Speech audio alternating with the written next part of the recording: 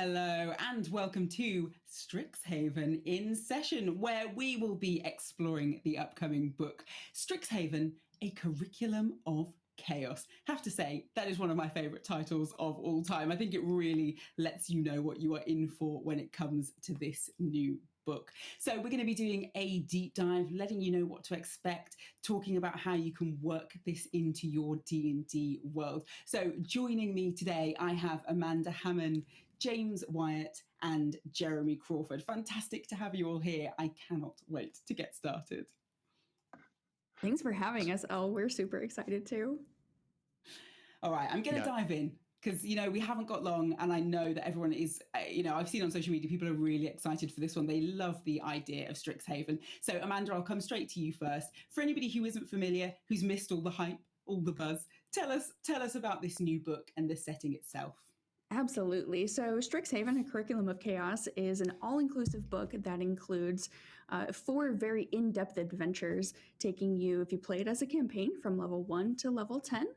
We also have included a full gazetteer chapter to give a deep dive into the lore and the background and the inner workings of all 5 campuses on at Strixhaven. And we have a massive bestiary of 40 creatures. We have a chapter of players' options. This book is really just chocked full of flavorful, magical university-focused content. We're really excited. And that is, what I was saying earlier is there is so much in here. I can't wait to dive in because it's a setting, but then there's so much more to it. It's bringing so many new aspects to D&D as well as just being such a fun idea. I cannot wait to do D&D University, essentially. James, tell me a little bit about the colleges, because obviously this is an idea that for many of us will have first encountered when it landed in Magic, and these were kind of colour coordinated colleges. So how have they been transitioned to the D&D universe? A student at Strixhaven University, when they begin their second year, chooses one of the 5 colleges to sort of major in. They correspond to various academic fields of study. So the thing about Strixhaven is it's a magical university, but it's not just a school of magic. It's a school where you study everything about the multiverse through the lens of magic. So my favorite example for this is you might be a student at Lorehold, delving deep into history, and you learn history by using magic to conjure up the spirits of people who experienced it. So you're getting it firsthand, which doesn't necessarily make your studies any more accurate. So there's Lorehold, which focuses on history and sort of social science stuff. There's Prismari, which is the art school for visual and dramatic and movement arts. There's Quandrix, which focuses on math and natural science. There's what am I forgetting? I always run out on the 5s. So we have. Wow, I'm completely blanking. I think did we say we haven't said Silverquill yet? Silverquill. Silverquill is focused on rhetoric, oratory, speaking, writing, communication, and I'm still forgetting one. Witherbloom. Right? Witherbloom, thank you, is life sciences and biology sort of thing, which has a very witchy flavor. And so for you, how did you make them feel distinctly D&D? Because obviously, as I said, for me, my first experience with these was playing them in Magic. And in that, it's much more about, who you are as a Magic player. For me, I'm a red player. I would prefer to play red-white than red-blue. So I ended up in Lorehold.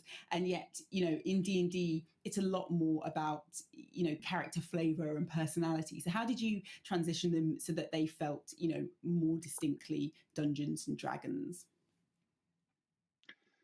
So the easiest tool for us to use in the D&D rules toolbox, and I'll let Jeremy talk more in seconds, backgrounds, which in class to give them the of a particular part in your character. You might say, I'm a human barbarian studying at Lorehold so that I can summon up the spirits of my ancestors to teach me about military history. I mean, that's Jeremy, exactly do you want to me. talk more about the... Yeah. Well, and how we also really flesh out Strixhaven as a D&D setting, as opposed to a magic setting, is also populating it with people you can interact with, not only in the adventures that Amanda was the captain of in the creation of, but also in the setting material itself. So if you decide to use Strixhaven as a campaign setting for adventures of your own design, we provide various NPCs and people you can talk to. That's a fundamental part of a D&D experience. So Ella, I think that's one of the major ways that this really comes to life as a D&D setting, is there are all of these people and also places that you can explore. And those backgrounds that James mentioned that you can take, these are backgrounds that people are familiar with in terms of their structure from our other D&D books. You know, you get some skill proficiencies and other goodies, but these ones are also special because each of these backgrounds also gives you access to a Strixhaven specific feat called Strixhaven Initiate. And the college that you're coming from or that you're planning to join unlocks in that feat several spells for you. Now, we did this for a couple of reasons. One, we wanted to make sure that whatever your class, if you're a Strixhaven student and you take one of these backgrounds, you're going to get some magic. So even if you're a fighter or a barbarian and you don't normally have spellcasting, you're going to get some magic to add to your toolbox just by choosing one of these backgrounds. The other reason we did it is that actually in all of our D&D magic crossover books, we always give you a little something extra.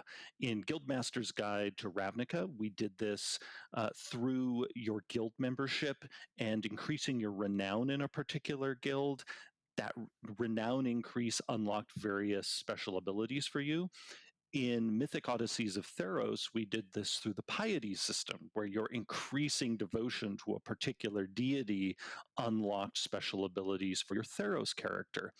Well, here we have a different take, and that is you choose a background associated with the college that you plan to join, and then you get these spells, and there's more.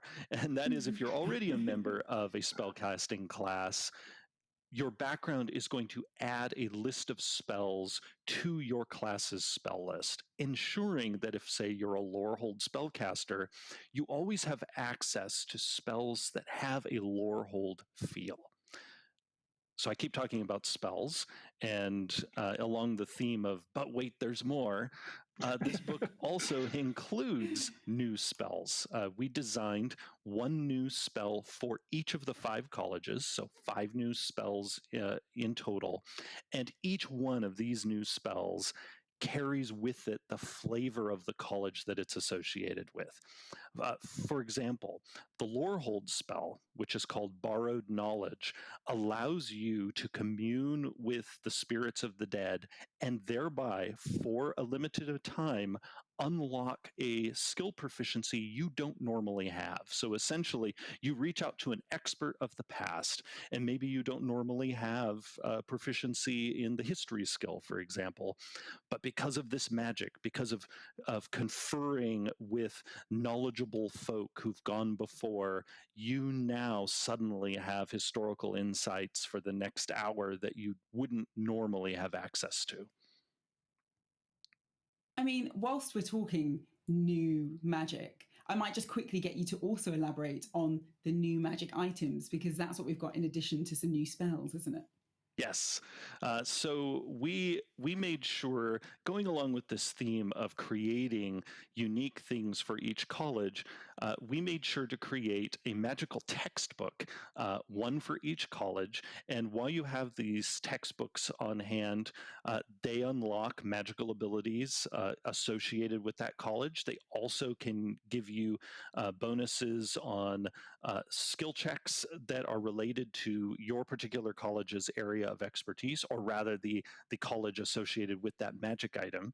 We also made sure to include some fun new common items, things that are college in theme.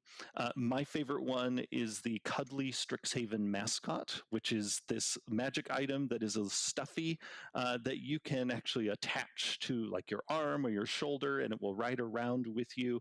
In addition to being super adorable and cuddly, you can also use it to help fight off the frightened condition because it gives you just a little bit of magical comfort. And we have a few other fun college-themed items like that in this book. That's absolutely adorable. I absolutely I wish love I'd had that. one of those when I started college. Right? I mean, I'm something else. frightened. I mean, that's totally. Although I don't know if any of you watched the players of the On game yesterday, but that's made me think of toys very differently.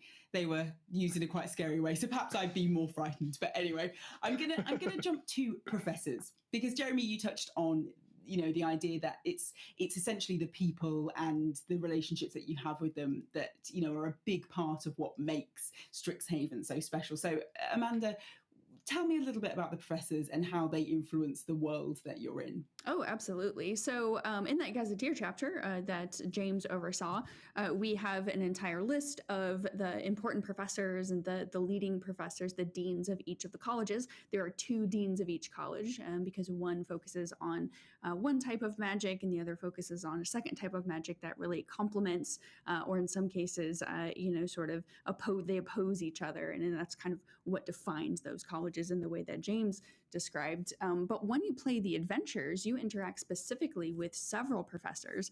Some of them are brand new professors who are very excited and they have a lot of enthusiasm, and they're all about bringing the students together for team building exercises, and you're trying to accomplish your goals through the adventures while working with these professors who may or may not actually be like helping you. And we have all the way up to interactions with very important professors. We have one adventure in particular. It is the 3rd year adventure in which the dean of Lorehold College, one of the deans of Lorehold College, Augusta Tullis, whose name might sound familiar to Magic players, she is a very important player throughout that entire adventure. I don't want to give too many spoilers, but there's a bit of a mystery as to what she may or may not be into. And then there's a reveal in which her studies and one of her expeditions actually comes to have an unexpected consequence. And so working with professors is very important throughout the entire adventure. You have a lot of discretion on who you may or may not interact with, and there are professors who notice that you're outstanding students and put quests and questions and plots in front of you. And then there's a dean of a college, for example, a dean of Lorehold College, who is an integral player in the story there. So we really help the campus, I think, come alive with being able to interact with professors to a varying degree.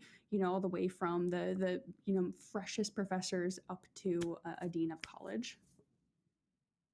I mean, you touched on it a little bit there, and I will reiterate, no spoilers, obviously, of course, we want everybody to discover it. But when you first kind of hear about Strixhaven, it can sound very wholesome. We're talking cuddly teddy bears that stop you getting frightened. We're talking that quintessential university experience. But what I like is that there's a little something running through it, isn't there? James, I'll come to you. Perhaps you can kind of pick up on the fact that it's not just a wholesome, let's all be buddy and have a great time at university, is it? There is some of that D&D kind of spookiness running through it.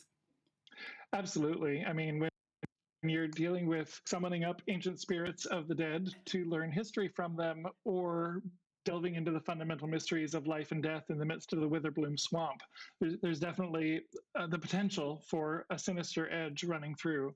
And, not everybody has a wholesome, happy university experience.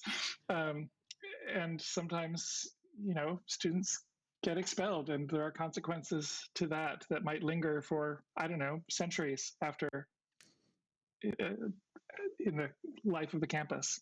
I won't say any more than that. Oh, it makes me like the idea of like bringing people back to life so I can ask them questions. It makes me want to start digging through stuff and finding out the history of the campus. All right, let's talk extracurricular activities because this is something I'm so excited about. It's so funny, isn't it, how D&D makes kind of mundane things feel special because you're doing them in that D&D world. So I am very excited, which I think I've never said before, to find out about the extracurricular activities. Amanda, I'll come back to you for that. Sure, absolutely. So extracurricular activities are, of course, a vital part of any experience at a university, but we take it a step further in a curriculum of chaos. We, of course, provide a list of extracurriculars that you might take part in as a student, but there's some mechanics behind it as well. If you join up to 2 extracurriculars or 1 extracurricular and a job, we'll get to jobs, I think, a little bit later in this panel, you have a student NPC who is one of 18 students that you can interact with through another set of roles that we'll talk about later that involve relationships. But if you join an extracurricular or 2, you both get a little bit of a rapport with one of your fellow students who is also a member of that extracurricular, really sort of showcasing that students who have similar interests often become friends, or they become rivals, or they might have a deeper relationship based on those interactions. And if you join an extracurricular, you also get what we call a student die that is throughout these optional roles that we're providing. Student die, this one allows you to add a little bit to a skill check that is related to the extracurricular that you're taking part in. So, for example, we've got extracurriculars like the live action role-playing guild, the traditional LARPing guild that you might come across in university. We've got the play actors guild, which are actors and theater kids, and we've got some sports as well. We've got the water dancing club, we've got a silk ball team, we've got some mage tower that is a very important part of one of the adventures. All of those extracurriculars, if you join them, you become good at a certain skill related to them, and you can expend a die to make yourself better at one of those types of checks, reflecting the way that you've practiced throughout that extracurricular. So we really want to incentivize people to participate in those and, role play some of those interactions with their fellow students that are their partners in those groups. I think I'm obsessed with the idea of LARPing inside role playing. I think that oh yeah, it's super fun. Just a little bit, because I'm excited and I can't keep my mouth shut. The live action role playing guild is preparing for a game of beholders versus behears that they're about to have on the lawn outside the biblioplex at the very beginning of the first adventure, and something goes wrong, and it turns out one of the trunks is maybe a mimic, maybe not a mimic, but there's a problem. It's really fun, I hope. So good. I mean, we could end here. I am so sold. It's so good. I really hope that people actually play Beholders versus Behears as a LARPing game, because that just sounds really fun. Yeah, I mean, that sounds brilliant. I totally wish I'd had that when I was laughing at uni. I mean, that is so good. Although, maybe not so much the mimics. That is lightly terrifying, but... As long as nothing has teeth, I think it's fine, right? Yeah, exactly. That's a D&D rule. Like, I think we can just put that up there. So there are plenty of scary monsters that don't have teeth. Oh, all right. They have claws. That's a very good point. Yeah. They have ovipositors. Oh no. So I'm going to talk something a little less fun, at least in the Strixhaven universe, which is studying for exams. So unfortunately, you can't escape it, no matter how much fun and games we're having elsewhere in the world. Jeremy, tell me a little bit about how that works. So you decide for your character, are you actually going to do your homework or not? And there is a time commitment involved in studying. You also have the option of, are you going to pull an overnighter? Are you maybe not going to study at all and try to cheat? Whatever choice you make can then affect how you do on the exams that appear at several points throughout the book. And then if you succeed on the exam, you can get another one of those student dice that Amanda mentioned, which becomes this little benefit that you can carry around and use at appropriate times. If you bomb the exam, there are real consequences. One of those consequences is your ability to interact with the extracurricular part of your university life becomes inhibited because suddenly the university is like, maybe you should be LARPing less since you keep failing your exams. And so this is also a wonderful example of how different aspects of this book all work together. So, essentially you want to maintain your ability to LARP or write for the college newspaper or participate in one of the many other fun extracurriculars, well, you're going to have to also keep doing well on your schoolwork or be naughty and cheat and fake it. And so all of these things work together. And as Amanda mentioned, the extracurriculars also then connect to the relationships that you can build, which also then can feed into other aspects of your experience at Strixhaven while you're a student. Yeah. And speaking of, oh, sorry. No, carry on. So speaking of all of the pieces connecting to each other, Jeremy mentions exams and studying and how there are real consequences. For example, the university tells you need to go to tutoring, and so you can't participate in your extracurriculars. There are also a couple of places within the adventures in which you can actually get extra credit for things that you do to help out professors as they come to trust you and see you as a very high achieving student. Somebody asked you to go find a specific book that would make him look very bad if the university knew that he couldn't locate it, and there's a couple other little points within there that actually plug into that system so that you feel like the things you're choosing to do within the adventures really matter when it comes to academia as well as the combat aspect of the game. And there is, in case anyone listening is wondering, is this all studying and LARPing?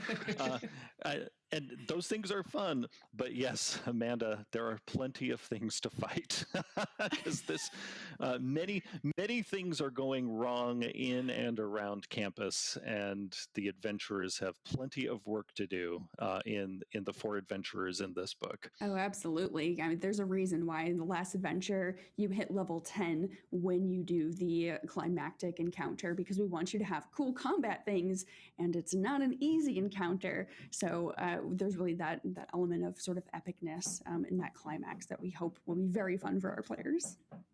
Yeah.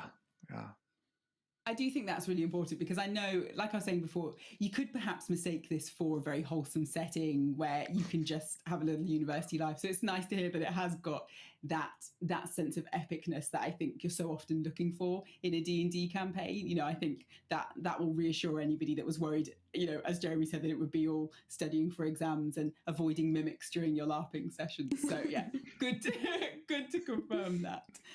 I wanted to talk relationships, actually. Jeremy, you just touched on them briefly, but tell me a little bit about kind of how relationships affect you. How are we meeting people? Is it college specific? James, I might come to you for that because I'm interested to know if, the college you choose makes a difference to the kind of people that you meet in the world of Strixhaven University. I was actually thinking that one of the beauties of all of these extra systems, the extracurriculars and the relationships, is that they help to bridge the gaps between colleges. Like it would be really easy if you were just focused on the college to sort of segregate your party and say, well, the Lorehold student is off doing Lorehold stuff and the Quandrix student is off doing Quandrix stuff, and they never see each other. But they might share an extracurricular together. They might share a job together. And so you have a lot of interconnection among the colleges that way. But it works the other way as well. You might meet people because of your college connection that you wouldn't otherwise meet in the course of your your fun stuff. And there is guidance at the beginning of each year of each adventure represents a year of studies at the university to encourage players to figure out what courses they're taking, which might be all in one college or focus or spread among different ones, because interdisciplinarity is a thing at Strixhaven.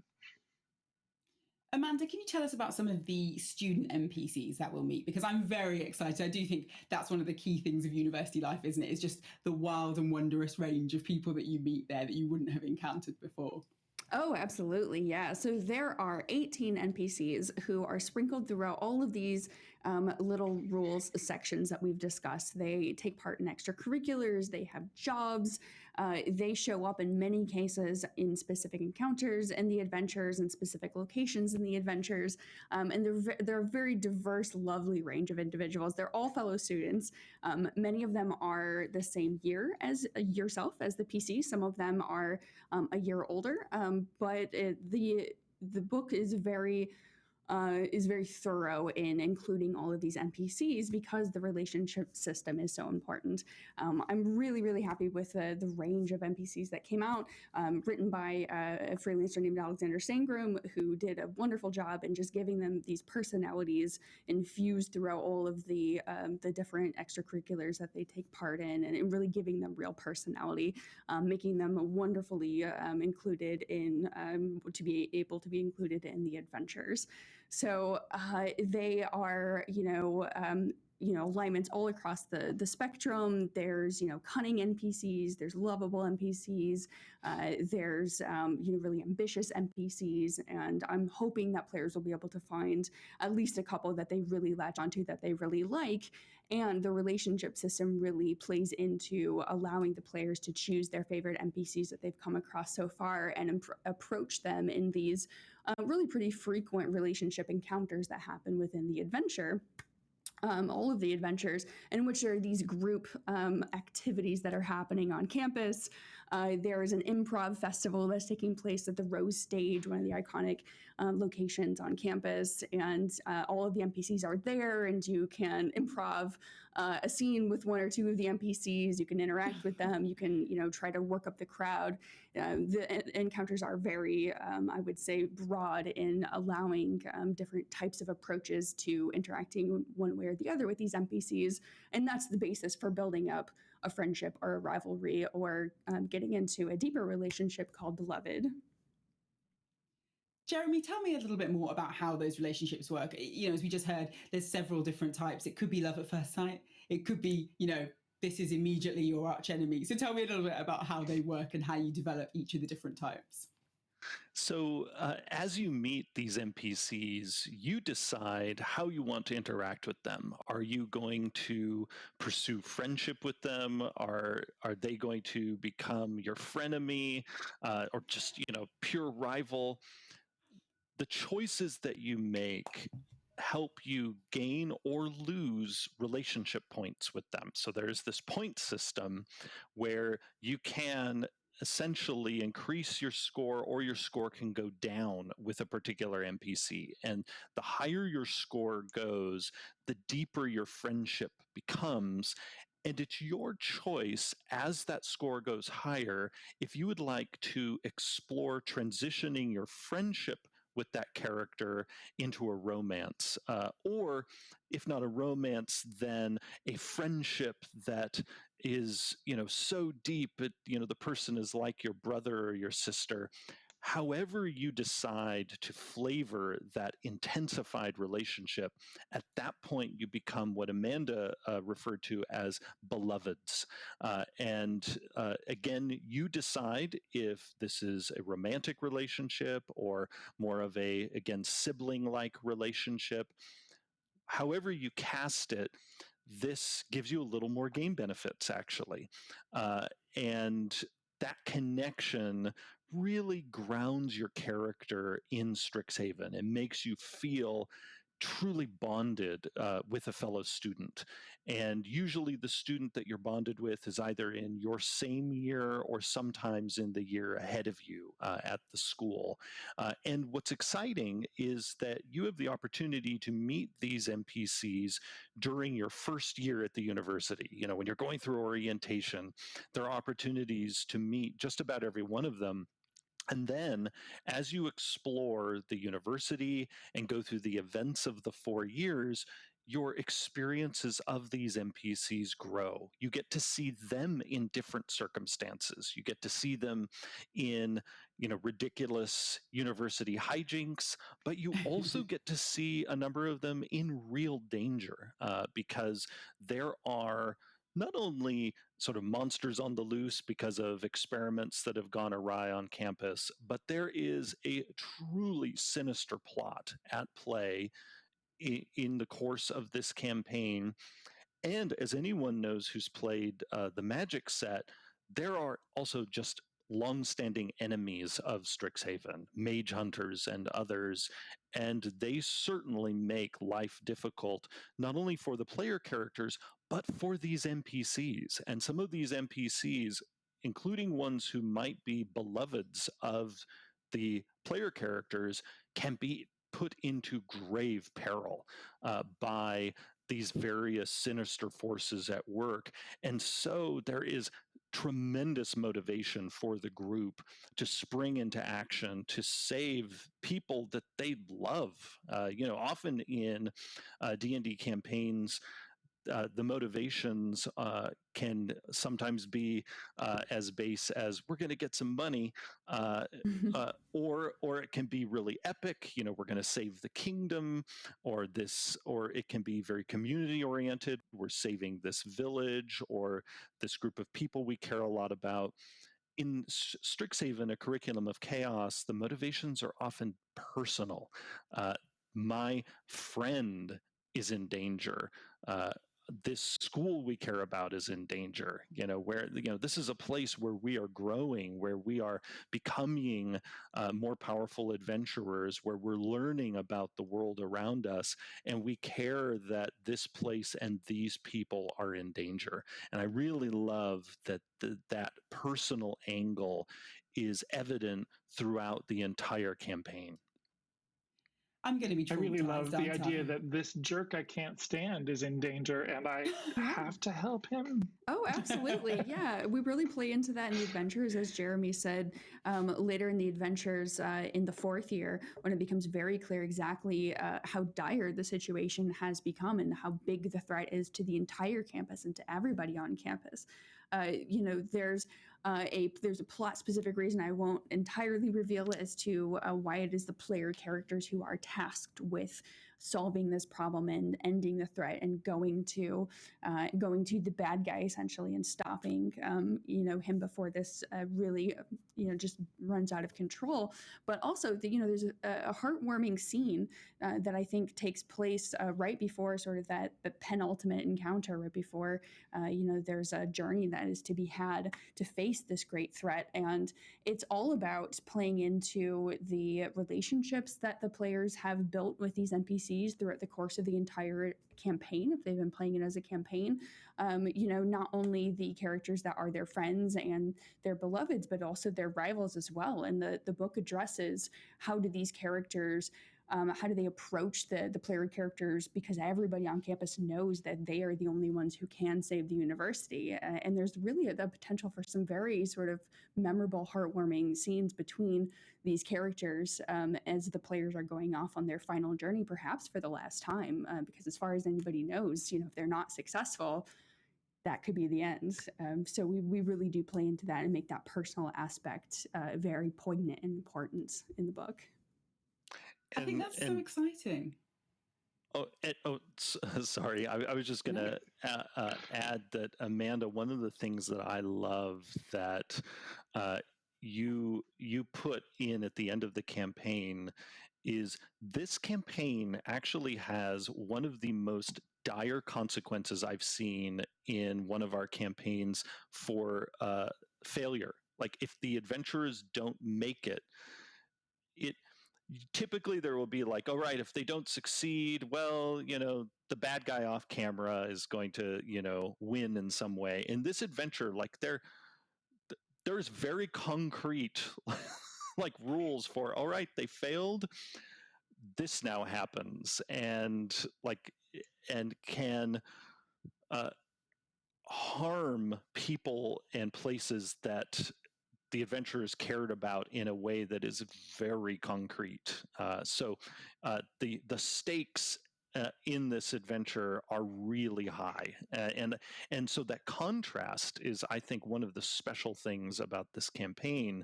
Of there's all of this fun and frolic and whatnot, but then the stakes are really, really high. I just feel like I'm going to get my heart broken, aren't I? I feel like this is what it's all leading to. I'm going to be devastated. One way or another. I'm not saying I'm trying to make you cry, Elle, but I'm not trying to make you cry. At least I know in advance. I'm going to prepare myself. I did want to ask about rivalries, because this is the thing I love, is the idea that, I've got my arch enemy on campus. We're trying to take each other on. How does that work? James, I'll come to you, or whoever wants to answer. Well, it's just like my freshman year roommate. Oh my goodness. So I'm just going to hop in. I hope you don't mind, James, because I'm so excited about this aspect. So we have what are called a bond bane and a bond boon. And these are things that happen, little almost background-esque benefits or drawbacks that kick in when you're a friend with one of the NPCs, or you're a rival with one of the NPCs. And they're very minor, mostly kind of flavor things, but they really, I think, add a lot of depth to the campaign, especially if you've got multiple friends or you've got multiple rivals, or one of each or something like that. It's something as simple as there's an NPC named Greta who, is into the Iron Lifter Society, and she's a really happy-go-lucky dwarf, and everybody loves her. And she's, very popular, especially amongst the athletes on campus. And if you're friends with her, if you ever need any sort of brute strength in the course of your adventures or running around taking your classes, there's always somebody there to help you carry your books or help you, move things from one building to another. There's an adventure where you're setting up a hall for a big masquerade ball. They could be there to help for that, to make that a little bit easier. If you are her rival, you suddenly find just strange, heavy, out of place things in areas where they shouldn't be. Like you walk into your dorm building and all of a sudden there's a sofa that's against your door and nobody will help you move it out of the way. It's a little trolly things like that when you're rivals with some of these characters that I think will really, make it meaningful, but I think be fun for DMs to run and have players sort of take a step back and realize, oh, I can't just be a jerk to everyone because the other students will start messing with me. I think that's exactly what I'd wanted to hear as well. I was really hoping that there's going to be some element of sabotage. Yes, there's absolutely exactly that.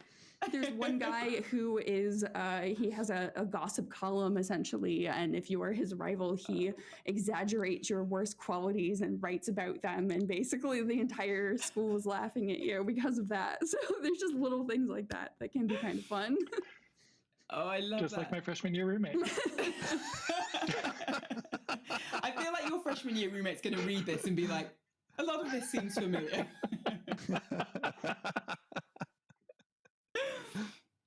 So I wanted to move on and talk about the campaigns themselves. So we've got the 4 adventures, which I'm very glad about, because in the UK, university is only 3 years. So we'd have slightly less adventures if you'd said it here. But luckily, you're American. And so we've got 4 years of adventures. So Amanda, I'll come back to you for that one. How do you foresee people playing this as, a huge epic 4-year, or do you see people kind of jumping in and out, using them as one shots? What are the ways you think people can make these work for them? Well, we actually, we took a lot of pains to make them as flexible as possible for DMs. There is the traditional play them all consecutively as a campaign, in which case you start at year 1 and you go to year 2 and then year 3 and year 4. You start at first level and then you end up being 10th level by the end of the campaign. And there's an overarching meta plot. There's a villain that you see there on the screen, one of my favorite little angry frogs. He's actually terrifying. The things that he can do are terrifying, and his background is terrifying. He is over 200 years old, for example. His name is, I'm not going to say on this panel, you'll have to read the book, but he is the mastermind of all of these awful things that are happening on campus, and that is hinted at starting at the very beginning and ratcheted up throughout the adventures, and then by adventure 3, about the midpoint of adventure 3, it becomes very clear, like, oh my gosh, this guy has to be stopped, and it only gets worse from there. That's if you play the whole campaign. But we do recognize that there will be a lot of folks who really want to play just a couple sessions of, life on campus, or a little one-shot at a convention, or, in their Discord group. So we really facilitated that by allowing each of the 4 adventures to be played as standalones. And we provide a satisfying plot and a satisfying end of the story if you are playing any of the adventures as one-shots, and that's all within the book. We've got level bands that support playing a few sessions if you want for each adventure, or you can just play, an encounter if you want. For example, the first year, it goes from 1 to 4, first to fourth level, and you can play that as a short arc. And then second adventure, second year is 4 through 6, and that's all about, a big mage tower game. And you can just play the student members of the intramural mage tower game and leave it at that, and there's a satisfying conclusion to that. The third adventure is going to be it's going to be 6th through 8th. And again, satisfying conclusion. There's a masquerade ball. You're preparing for it. Things go awry, and there's a reason for that you resolve as player characters. And then if you play the last adventure, that main villain that was up on the stage there momentarily is in play, but it's just there's a narration that needs to happen about what has happened in previous years to build up to where the villain is at now, and then the player characters are to go and confront that villain, and it's still a very satisfying standalone adventure. So we really wanted to provide a lot of options, let DMs kind of let their imaginations run wild with the ways they might incorporate this into an ongoing campaign, or really let them dig into a full 10 level, arc that could last for months and months. Jeremy, I think it's worth clarifying that, that each of the 4 chapters adventures is long for like a one shot, but because it covers a whole year of school, it's made up of a whole bunch of more self-contained units. Yes. So it would be really easy to just pull out one. Let's do the teapot battles thing for our game tonight. That would be a fun, totally different one shot that is a shorter evening of play. And James, that's a really good point. There's a lot of little mini games that are within the campaigns that are pretty new and pretty unique to D&D that might be great for DMs to just pull out and put into their games. There's a little magical skate-off contest, for example, that might be a fun thing to do for an evening to see who wins. There's that improv festival. There's a number of other little games. There's a teacup challenge that happens in the cafe. There's a frog race, for example. So there's all kinds of little fun things that you could easily do as just for a night of fun if you want to play on campus. I think that's what I love about the sound of this, is that it feels like a toy box, doesn't it? It feels like there's so many different aspects of this that you can pull out and incorporate in your game if you're not ready to do a full 4 years of uni, if you've had enough and you don't want to study for exams. There's so many bits that you can take. And, Jeremy, that's what I was going to ask you. There's all these new mechanics. There's lots of new things in here that feel like they would fit quite nicely into a campaign in a different setting, wouldn't they? Do you have kind of favorite elements that you think could be worked into somebody's existing campaign? Yes, and you're exactly right. We designed all of this so that it could be lifted and used at another university, not necessarily Strixhaven. And even some of these mechanics could be used in a non-university setting. The relationship rules, for instance, could be used in any setting. You could easily riff on the job rules for having an on-campus job, for having a job in another setting. And similarly, the extracurriculars could serve as a model for what benefit does my character get for being a member of a particular guild or other organization? So there is some juicy material here that could be used in settings all over the D&D multiverse. And speaking of the multiverse, one thing that sets this product apart from the other 2 D&D Magic crossovers is we've designed this so that it can be dropped into any D&D world. We don't actually flesh out the world around Strixhaven. Instead, we present the university as this self-contained story space that can be dropped into the Forgotten Realms. It could be dropped into your home setting, could be dropped into Greyhawk, could be located in any magic setting that you want to locate it in, including the setting that the Strixhaven set was originally designed to be in. All of those are possible. You can also take the magic items and spells in this book and use them in any setting. We have, in addition to giving you the new spells through that feat I talked about earlier, we also add these spells to different spellcasting classes' spell lists. So even if you decide, I don't want to play a Strixhaven student at all, here are some new spells for you. And then to top it all off, when we look into the toy box that is this book and what DMs could take from it for use in their campaigns, there are all the monsters and NPCs at the back, because in addition to statting out typical professors from each of the colleges, we also stat out typical students, and we also have a variety of monsters that either live on or near campus or were created on campus. There are various constructs that the students of magic and professors of magic at Strixhaven have created. Also, the various foes from the stories are here.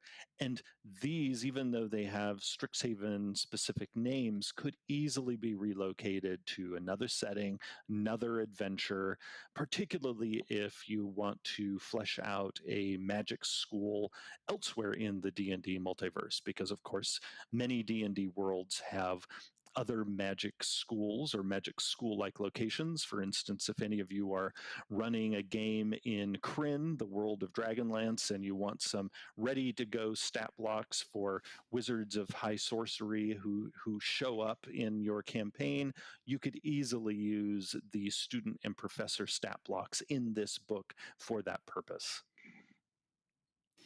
And while we're touching on creatures, we've of course got a new race in this, haven't we? So Amanda, tell me a little bit more about that. Oh, yes. So I believe that we spoiled that earlier in the slide by showing an Owlin character.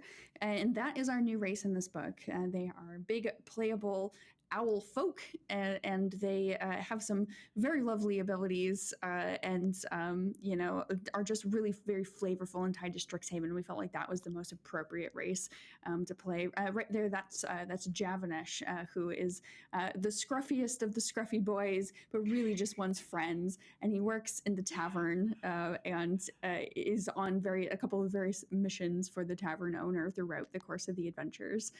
And is big and buff, and everyone wants him to play on their sports teams, but really he just wants a hug. So Owlin are super fun, and we hopefully crafted a player race that will be really appealing to players to want to play it on campus. They look like I'm going to need to protect them with all my heart and soul. Like instantly, as soon as I saw that come up, I was like, oh no, I would give my life for this. Like I said, I know I'm getting heartbroken at some point during this campaign. Now we're coming to the end of the session. So just before we go, I wanted to touch on jobs. So whoever is best to jump in on jobs, I think, because it's a bit of a meaty one that we haven't touched on yet. But of course, you can earn money on campus. So let's talk jobs and how they work in the Strixhaven world. Sure. So jobs are a little bit more in the background than some of the other optional rule sets that we're including in this book, such as the relationships and the exams section and the extracurriculars to a certain extent as well. Jobs are fairly simple in that you can have one and forego participation in an extracurricular activity because you're focusing on your job. And the book lays out a number of different places where you can find your employment. As you see on that slide there, one of them is the cafe, where you can have a number of different roles. One of them is the stadium, where you can have a number of different roles. And just depending on where it's at, these are all locations that are actually in the book that you will actually encounter within the book. So you might get a little bit of a boost during role playing when you're going to the stadium to do a little bit of checking out or recon or something. You might run into another student worker who will let you in the back, for example. But those are flavorful benefits, and there are actual benefits to having jobs. First of all, as you mentioned, Elle, you do earn some money, which will help you buy some gear and just be really well outfitted when some of these combat situations come up. You'll be prepared for that. You also have a coworker, as was hinted at on that slide, and that coworker is a student that you work beside. They have another role at that employer, and you're essentially working a shift with them. And so if you work at the Biblioplex, for example, reshelving books, you might work alongside a minotaur named Yanarsk, who loves poetry and dead languages, and might be somebody that you as a player, your PC might become really interested in. Those NPCs who you work alongside, you can gain a point with them toward friendship or a point toward a rivalry, and that's really simulating sort of those close quarters contacts with them. So jobs, an important part of any university experience for a lot of folks, is also something that you can pursue at Strixhaven. All right, my very last question. I feel like it's one I have to ask. So James, I'll start with you. Which college do you think you're in and why? So my undergraduate work was pretty much at Lowerhold. I was a religion major, so studying history and aspects of humanoid culture around the world. Would have been enhanced by the use of spells like commune, get some definitive answers, a variety of definitive answers. So put me in Lowerhold, please. And Amanda, how about you? Oh my goodness. Wow. I'm a very chaotic person and tend to glom onto things all of the time that are different. But you know what? I think I'm going to say Silver Quill. Like James mentioned, my undergraduate was in journalism and creative writing. And so words and the power of words and ink magic is really appealing to me, being able to use, the power of the written and the spoken word to power my spells, I think would probably be something that would really appeal to me as a student at the university. I love it. And Jeremy, finally, which college would you be in? As an undergraduate, Silver Quill, because I studied literature. And then as a grad student, I moved over to Lowerhold, focusing on history and theology. So I bounced between the two. I like it. We've got a good mix there. I feel like that was a good example of all the different ways you can be drawn to the different colleges. Well, before we go, we just had one quick question come in, which I think is an excellent one. Somebody would like to know, is the book set before or after the Strixhaven of Magic the Gathering? It's pretty much independent. As with most of our D&D work, we don't consider what happens in the fiction of Magic to be determinative of the fiction that you're telling in the story of this adventure. So it's really up to you. You can decide. I like it. Very flexible, as with the rest of Strixhaven. That does seem to be the theme of it. Well, I have to say, I loved that sneak peek. Even if, as I said, I know I'm going to end up heartbroken in this world, but I'm going to have a lot of fun LARPing before that happens. So thank you so much for joining us here today. Amanda, James, Jeremy, thank you very much. Thank you, Al. Thank you. And of course, don't forget that you can pre-order this book now. I'm sure that has absolutely whet your appetite. We've given you a little sneak peek behind the scenes, so you can pre-order it now, and it is out on the 16th of November. So make sure you are ready, because you are going to want this book. It is absolutely spectacular and just so much fun, with just a bit more than a hint of peril, as is the D&D way. But that's it for now from Strixhaven. Next up, we have the Slapstick Hunt, A Silly Chase, which I'm really looking forward to. We've just lightly touched on the multiverse, and this is a comedic adventure through it. So we'll see you back here after the break for more D&D celebration.